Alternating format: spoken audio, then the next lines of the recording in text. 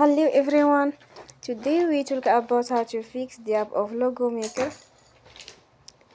Here we go to settings, then we click on apps. After that we search the app Logo Maker.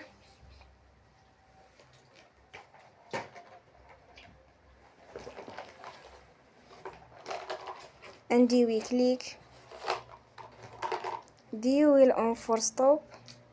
After that we go to storage, then we click on clear cache. In the end you will turn your Wi-Fi and you will turn again. Don't forget to support us by like and subscribe. See you next time, and thank you for watching.